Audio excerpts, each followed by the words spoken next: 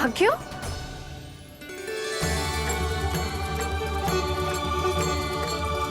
कान्हा? एक तो चोरी की और ऊपर से मूर्ख बना के भागो। ये ठीक ना है। मुझे यशोदा जीजी को बताना ही होगा, और वो भी इसके घर पहुंचने से पहले।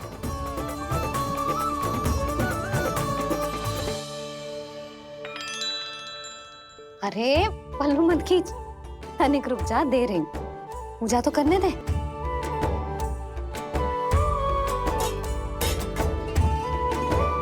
ले, अब जितना मन करे उतना प्रसाद खा।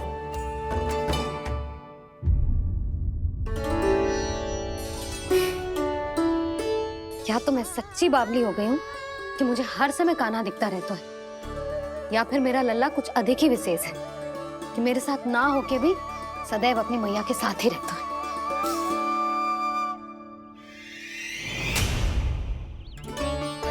आज तो कैसे प्राण बचे, नारायण ही जानते हैं। मैं तो पाऊ को सिर पर लेके ऐसे सरपट भागो कि पूरे गोकुल में बड़ बोले। इस समय तो बड़ी बड़ी मत हाको, पर असली लाभ तो वानर महाराज ने उठाया है। पूरी की पूरी मटकी अकेले लेके निकल लिए। ये हमारी प्रतीक्षा कर रहा था ताकि हम माखन बांट सके। हमारे साथ ना दाऊ, उनके साथ।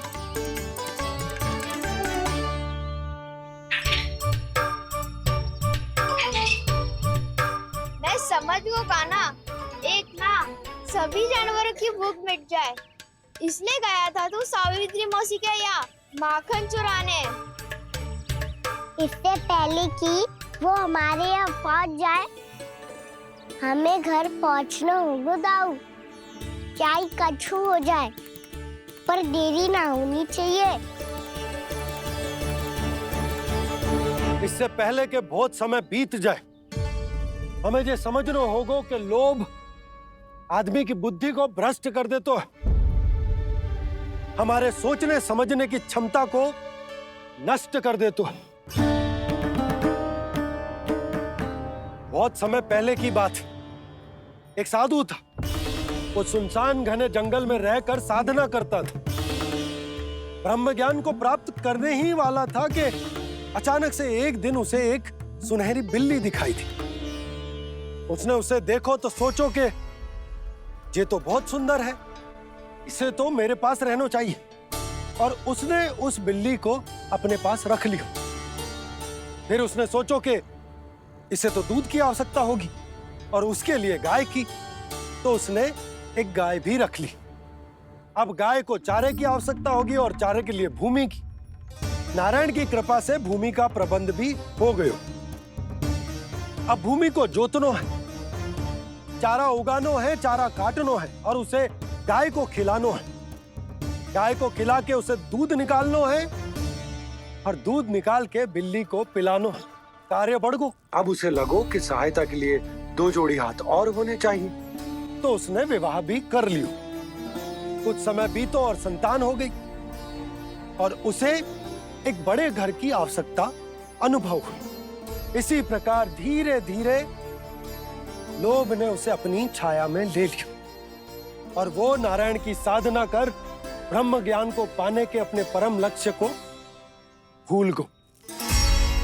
फिर अनेक वर्ष बीतने के पश्चात उसकी अपने गुरु से भेंट हुई। पहले तो उन्होंने उसे पहचाना नहीं, और पहचानो तो उनने कही कि एक बार, बस एक बार अपने कर्तव्य से भटका था तू, और देख कैसे देखते ही देखते लोभ के जंजाल में गहरे ही गहरे धंसता चला गया। सोचो, कहीं उस व्यापारी को धन के लोभ में अपना वचन देकर आप सब भी जे ही भूल तो ना करने जा रहे। परिवार, घर द्वार, भोजन, सुख शांति, जीने के लिए आवश्यक जिस सब कुछ तो है आपके पास। इसीलिए मुझे चिंता हो रही कि जिस प्रकार उस साधु ने ब्रह्म ज्ञान प्राप्ति का अवसर गवा दिया था, आप सब भी इस लोभ में आकर अपना सुख चैन ना गवा दो।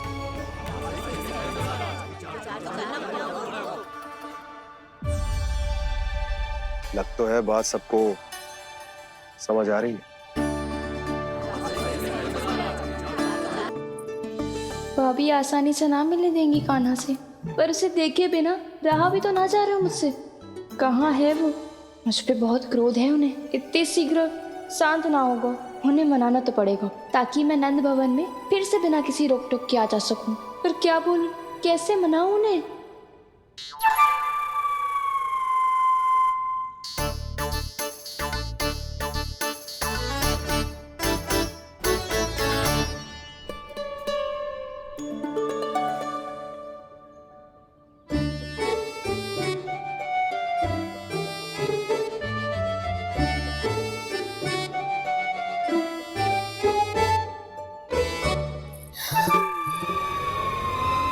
वाह, जिसने मेरे लल्ला पर चोरी का आरोप लगायो, वो ही आज मेरे घर में चोरी चोरी प्रवेश कर रही है। नाना भाभी, ऐसी कोई बात ना है। मैं तो बस ये देखने आई थी कि जसोदा भाभी का क्रोध शांत हुआ कि ना? सुन ले जानकी, मेरा क्रोध उसी दिन शांत होगा जिस दिन तू सारी गोपियों के सामने मेरे कान्हा पर लगाया आरोप वापस लेगी। चोरी करेगा तो आरोप ही लगेगा ना जीजी। फिर से आरोप? सावित्री, तू भी? कल तक मुझे ये थोड़ी पता था जीजी कि आपका कान्हा सच्ची में माखन चोरी में पारंगत है। आशा करता हूं कि आप सभी को नंदराज का विचार और संदेश सही से समझ आगो होगो।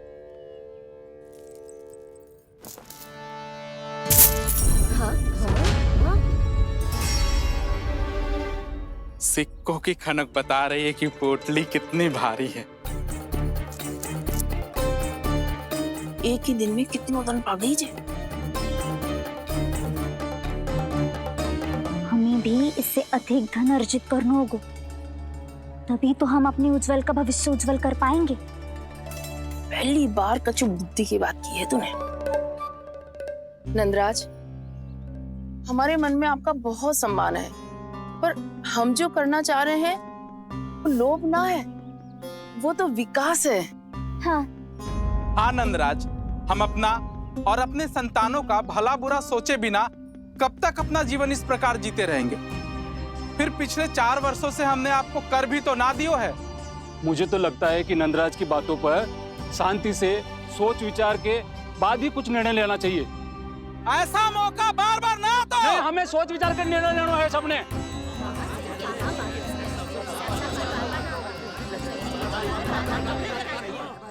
चोरी में पारंगत?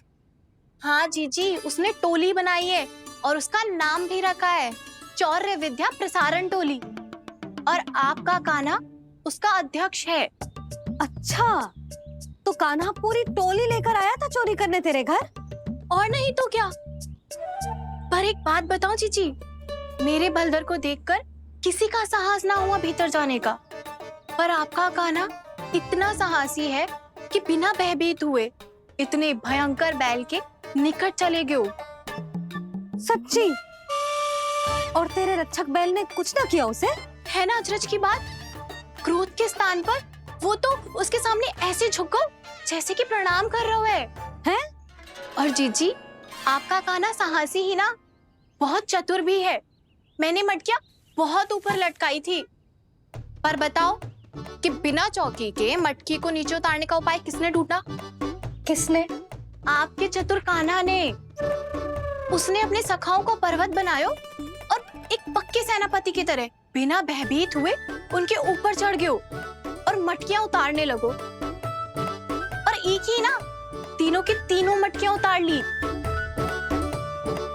तीनों? हाँ जीजी, और वो इतना दयालु है कि पहले एक मटकी का माखन सब में बांट दियो और फिर बची हुई 2 मटकियों में से एक मटकी अपने सखाओं को दे दी और फिर दूसरी मटकी एक भूखे वानर को दे दी। और फिर जब मैं उसके सामने जाके प्रश्न करने लगी तो उसने मुझे अपने तर्कों के जाल में उलझाया और बड़ी आसानी से सिद्ध कर दिया कि वो तो परोपकार कर रहा था। मैं तो देखती ही रह गई और शब्द तो ऐसे झड़ते हैं मुंह से जैसे कि फूल। रुक जा सावित्री, पहले तू ये निर्णय ले ले कि तू मेरे लल्ला का गुणगान करने आई है कि उसकी निंदा करने। निंदा करने ही आई हूँ जीजी। जानकी सत्य कह रही थी, आपका कान्हा माखन चोर ही है और बलराम के साथ भागा था। अब बलराम क्यों? वो तो साक्षात गरुड़ देव की पीठ पे बैठ के उड़ के आयो है, तभी तो तुझसे बहुत पहले आके यहाँ बैठ गओ ना। आ देख ले, आ जा, आती हो।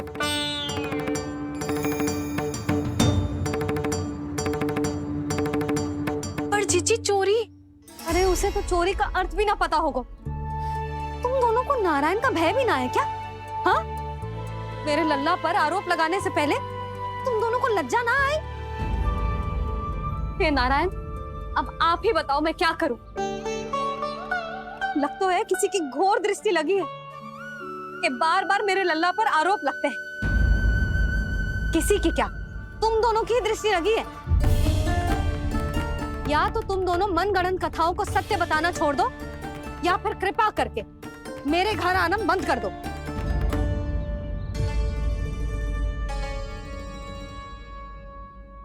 अब दोनों मुंह क्या ताक रही हो?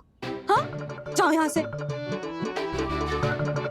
और तुम दोनों नंद जी की सभा में क्यों ना गई? हाँ,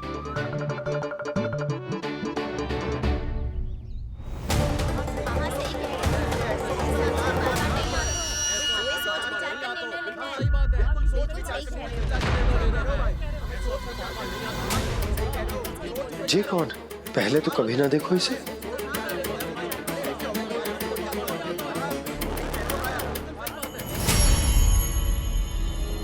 कहाँ को? बस करो।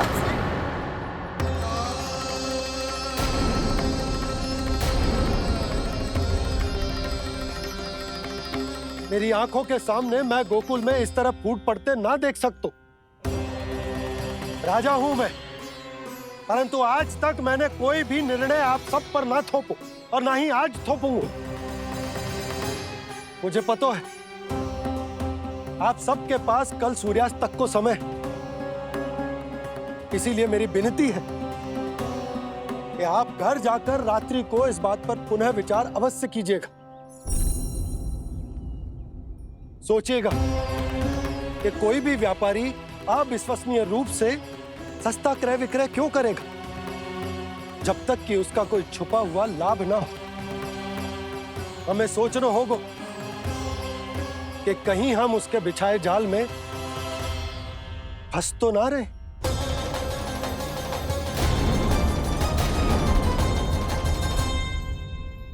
बच गए भैया, जैसे तैसे ही सही, पर समय से पहले पहुंच ही गए हो। सावित्री मौसी तनिक सी बात को इतना बड़ा चढ़ा के बोल रही थी जितना उज्जवल भी ना बोलतो।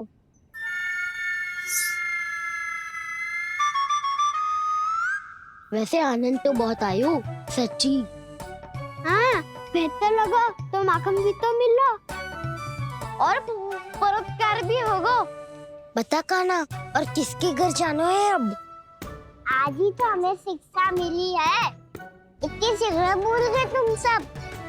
लोग के चक्कर में पड़ोगे तो फंसोगे। लोग के चक्कर में पड़ोगे तो फंसोगे।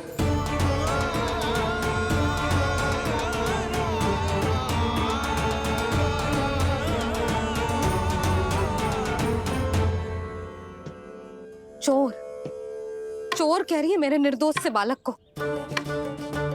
अब तो इन दोनों ने अति ही कर दी है।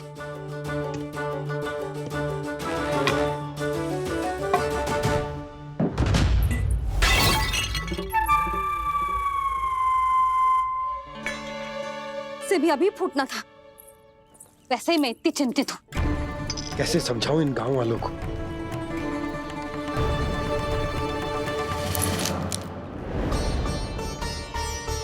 कोई समझने को तैयार ही ना है। लगता है सबकी बुद्धि भ्रष्ट हो गई है। सही कह रही हो यशोदा तुम। मुझे तो लगता है कि सोचना समझना ही छोड़ दिया सबने।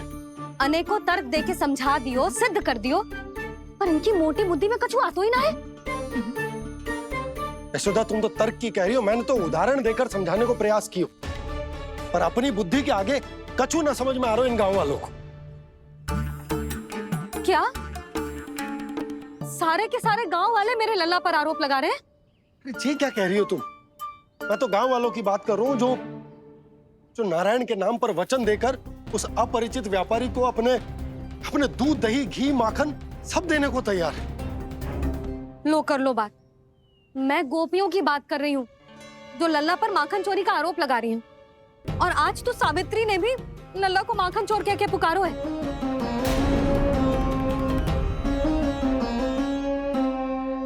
सावधान यशोदा, कहीं बड़ा होकर माखन चोर ना बन जाइए। अच्छा, ये सब आप छोड़ो, स्त्रियों की बात है, मैं संभाल लूंगी। आप ये बताओ, सभा में क्या हुआ? गोकुल में फूट पड़ गई यशोदा, लोभ की फूट।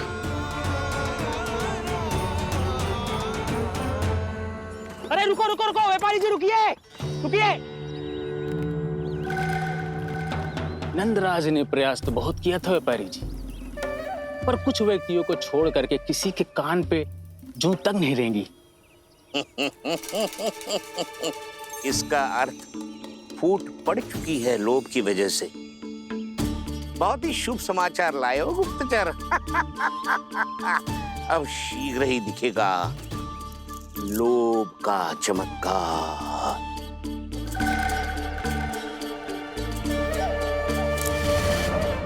लोभ से बचने को जो पाठ हम कान्हा को पढ़ा रहे थे ना, आज वही पाठ मैं इन गांव वालों को समझाने में असमर्थ रहा।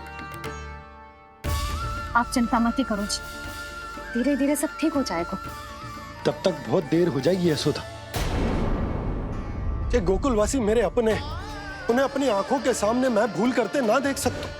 वो सुलक्षणा, वो उस व्यापारी के प्रभाव में आ गए, और शंकरी मौसी और सुमति भी सुलक्षणा के मार्ग पर ही चल रही। कान खोल के सुन ले बहू, आज से घर में दूध पीनो बंद, दही खानो बंद, और माखन तो बिल्कुल न खानो। पर मैया, पर किंतु परंतु कुछ ना सुननो मुझे। सुलक्षणा की जैसे धनवान बननो है कि ना?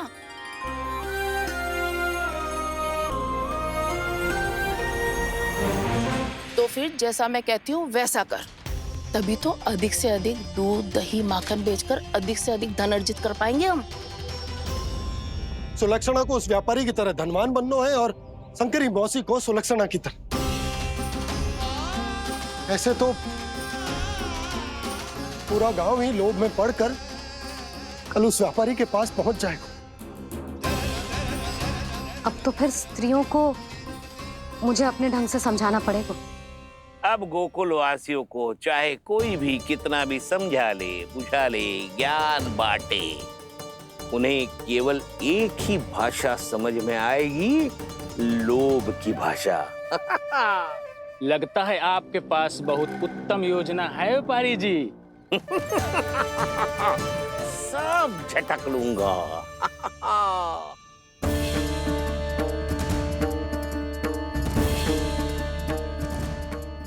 आपको क्या लगता है प्रभु, मैया के समझाने से गोपियाँ समझेंगी?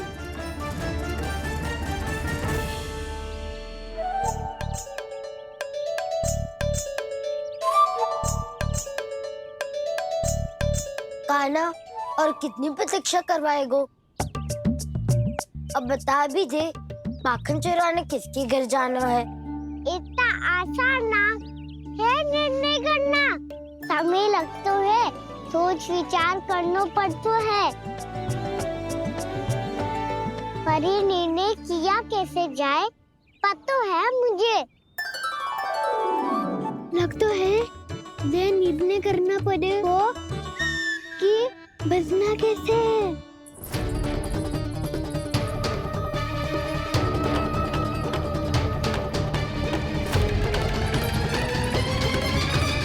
सावित्री मौसी ने हमारे 14 विद्या प्रसारण के बारे में सबको बता दियो क्या?